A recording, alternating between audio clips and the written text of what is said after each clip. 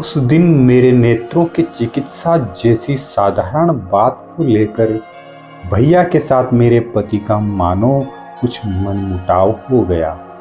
मेरी आंखों से पानी गिरता था। पानी गिरना और भी बढ़ गया। उसका असली कारण उस समय मेरे पति या भैया कोई भी न समझ सके। मेरे पति के कॉलेज जाने पर अपराह में भैया अचानक एक डॉक्टर को लेकर उपस्थित हुए। डॉक्टर ने परीक्षा करके कहा, सावधानी न बरती गई तो रोग के गुरुतर हो जाने की संभावना है। यह कहकर उन्होंने न जाने क्या क्या दवाइयाँ लिख दी। भैया ने तुरंत मंगा भेजी। डॉक्टर के चले जाने पर मैंने भैया से कहा, भैया आपके पैरों पड़ती हूँ, मेरी जो चिकित्सा चल रही है उसमें किसी प्रकार की बाधा न डालें। मैं बाल्यावस्था से ही भैया से बहुत डरती थी। उनके सामने मुंह खोलकर इस तरह की बात करना मेरे लिए एक आश्चर्यजनक घटना थी।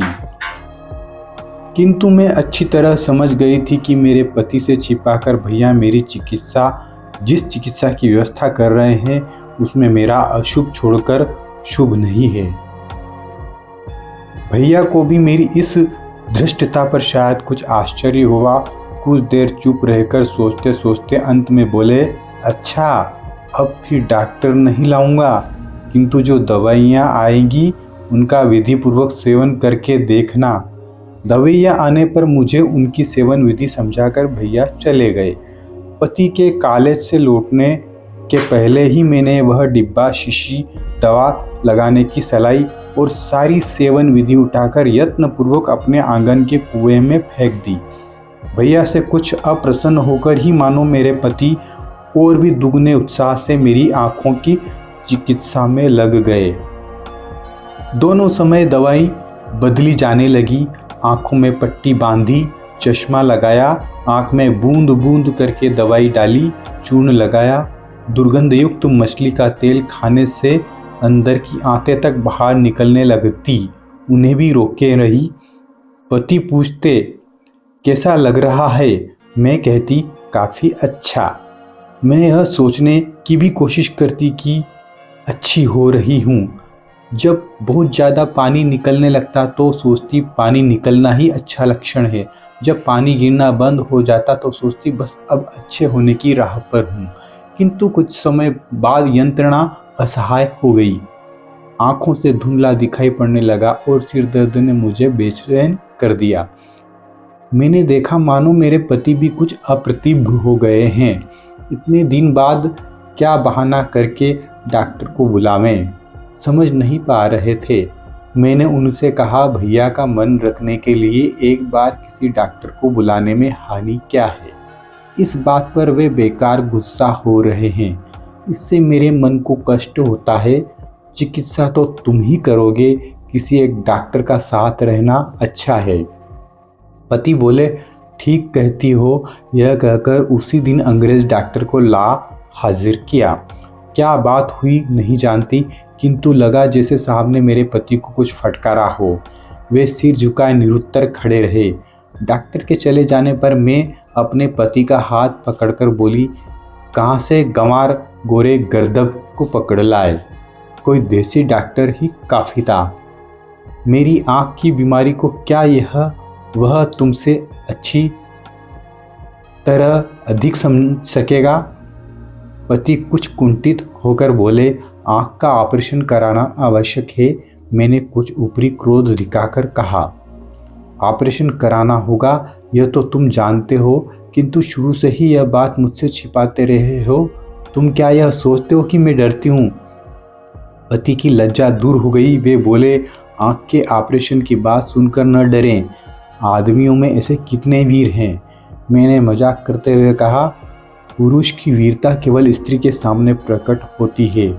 तत्क्षण पति ने उदास और गंभीर होकर कहा, यह बात ठीक है, पुरुषों का तो अहंकार ही सब कुछ है। उनके गांभीर्य को उड़ाकर मैंने कहा, अहंकार में भी क्या तुम लोग स्त्रियों से पार पाओगे? उसमें भी हमारी ही जीत है। इस बीच भैया के आ जाने पर मैंने उनको अकेले में बुलाकर कहा, भैया आपके उस डॉक्टर की व्यवस्था के अनुसार चलने से मेरी आंखें इस बीच खूब अच्छी हो रही थी। एक दिन भ्रम से खाने की दवा का आंखों पर लेप कर लिया। तब से आंखें जैसी फूटी जा रही है। मेरे पति कह रहे हैं आंखों का ऑपरेशन करना होगा। भैया ने कहा, मैं सोच रहा था तुम्हारे पति की ही चिकित्सा चल रही है, इसी से और भी नाराज होकर मैं इतने दिन नहीं आया। मैंने कहा, नहीं, मैं बिना किसी से कहे उसी डॉक्टर की विधि के अनुसार चल रही थी। पति को बताया ही नहीं कि कहीं वे नाराज न हो। स्त्री का जन्म लेने पर इतना झूठ भी बोलना पड़ता है। भैया के मन को भी नहीं दुखाना चाहती, पति के यश को भी कम करने ते नहीं बनता। माँ होकर गोद के शिशु को बहलाना पड़ता है, स्त्री होकर शिशु के पिता को बहलाना पड़ता है। औरतों के लिए इतनी छलना आवश्यक है। छलना का फल यह हुआ कि अंधी होने के पहले अपने भैया और पति का मिलन देख सकी। भैया ने सोचा गोपनीय चिकित्सा करने से ही यह दुर्घटना घटी। पति ने सोचा शुरू में ही मेरे भैया का परामर्श मान लेता तो आज अच्छा होता। यह सोचकर दो अनुतप्त हृदय भीतर ही भीतर क्षमा प्रार्थी होकर एक दूसरे के अत्यंत निकट आ गए। पति भैया का परामर्श लेने लगे। भैया भी विनीत भाव से सब बातों में मेरे पति के मत का ही समर्थन करने लगे। अंत में दोनों के परामर्श के अनुसार एक अंग्रेज डॉक्टर ने मेरी बाईं आंख पर अस्त्राघात किया। दुर्बल नेत्र यह आघात न सह सका। उसकी क्षीण दीप्ति हठात बुझ गई। उसके बाद बची हुई आंखें भी धीरे धीरे अंधकार से आवृत हो गई। बाल्य अवस्था में शुभ दृष्टि। जब बंगाल में विवाह के समय वर कन्या के परस्पर दृष्टि विनिमय करने का एक अनुष्ठान विशेष था।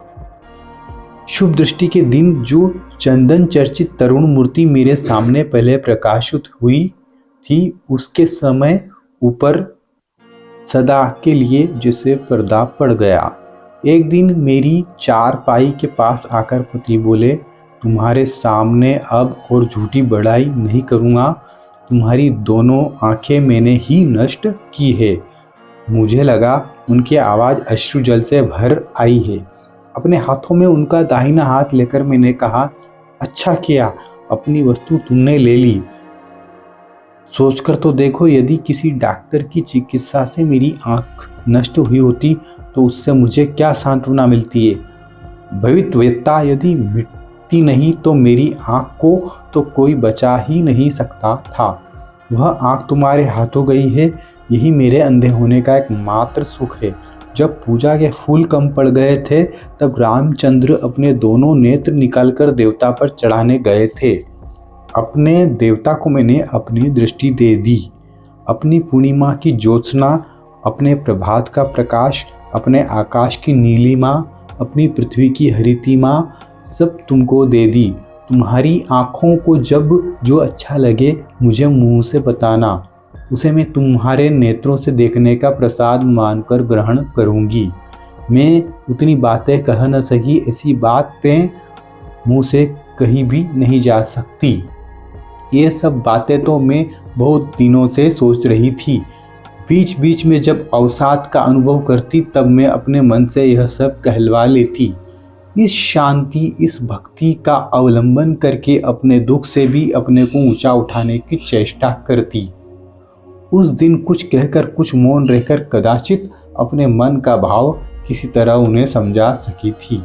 वे बोले, कुमु, मूढ़ता से तुम्हारा जो नष्ट किया है उसे अब लौटा तो नहीं सकूँगा, किंतु जहाँ तक मुझसे हो सकेगा तुम्हारे नेत्रों का अभाव पूरा करने के लिए तुम्हारे साथ साथ रहूँगा। मैंने कहा, यह बेकार की बात है। तुम अपनी गृहस्थी को एक अंधे का अस्पताल बनाकर रखोगे, यह मैं किसी भी प्रकार नहीं होने दूंगी। तुमको दूसरा विवाह करना ही होगा। किस लिए दूसरा विवाह करना नितांत आवश्यक है, यह विस्तार पूर्वक बताने के पहले ही मेरा गला जैसे कुछ भर गया। कुछ खास बात खास कर कुछ संभल कर बोलने ही वाली थी कि इसी बीच मेरे पति उच्छ्वसित आवेग से बोल उठे, मैं मूढ़ हूँ, अहंकारी हूँ, किंतु ऐसा होते हुए भी पाखंडी नहीं हूँ। अपने हाथों से तुम्हें अंधा कर दिया है। अंत में उसी कमी के कारण तुम्हें छोड़कर यदि अन्य स्त्री ग्रहण करूं तो अपने इष्ट देव गोपीनाथ की शपथ खाकर कहता हूं, मैं ब्रह्म हत्या, पितृ हत्या के समान पाप का भागी हूं। दोस्तों, रविंद्रनाथ टैगोर की आगे का भाग 3 दृष्टिदान आप अगले ऑडियो बुक में सुनिएगा। धन्यवाद। समाज के लिए यह प्रेरक श्रेष्ठ कहानी बहुत ही प्रेरणादायक है। अतः आप अगले वीडियो भाग 2 की ऑडियो बुक जरूर सुनिएगा।